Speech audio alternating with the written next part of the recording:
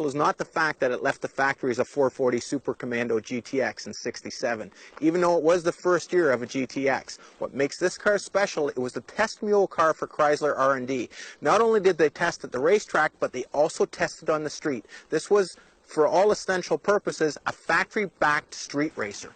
What was interesting, though, is that the engineers at Chrysler actually used a street racer, a fellow named Jimmy Addison, who managed a Sunoco store on Woodward Avenue. He had a history with street racing. He had a '62 Max wedge car that was dominant on the streets around Detroit. What they did is they gave him this car, but they didn't give it to him with a 440. They gave it to him with a Hemi. And not just a 426 Hemi, they actually stroked it out to 487 cubic inches. They gave him all of the lightweight panels that Chrysler had ever built, including hood, fenders, doors, trunk lid. They chopped out 500 pounds. They even gave him a set of 100 seats out of a van to make the thing super light.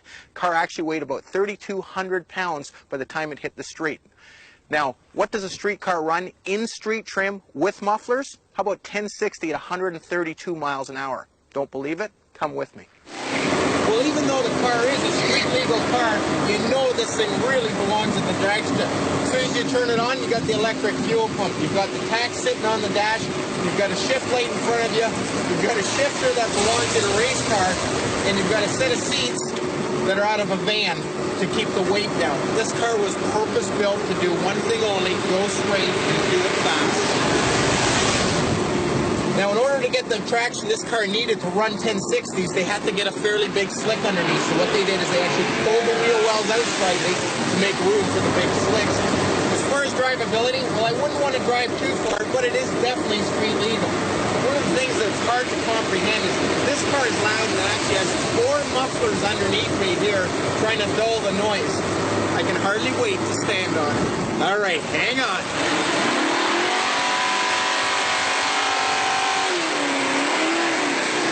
Well, obviously the car still runs real hard. Even though some of the mechanicals have been slightly changed, today it runs a 475-inch motor instead of the 487-inch motor. Still has the original magnesium cross ram, has a few updates like the motor mount. It's got a solid mount in the front. The K-frame, over the years, has been twisted a few too many times, isn't strong enough today to handle the power. Well, the rest of the restoration doesn't look like a race car, looks like a show car. All the original fiberglass beautifully restored. Panels line up as well as you want fiberglass to line up. Looks nice and original. The paintwork, beautiful. Sanded and polished, done properly, in the door jambs, in the trunk. What's interesting is if you look in the trunk, though, it's not silver. Remember, this car originally left the factory blue? Well, that's how it was restored, with a blue inside the trunk, just the way the car left the factory or the way the car was street raced. Down to the Cragar SS wheels. Been a few years since we've had a car on the show with a set of Cragars. The interior, the A100 van seats, completely restored. Try and find upholstery for a van these days.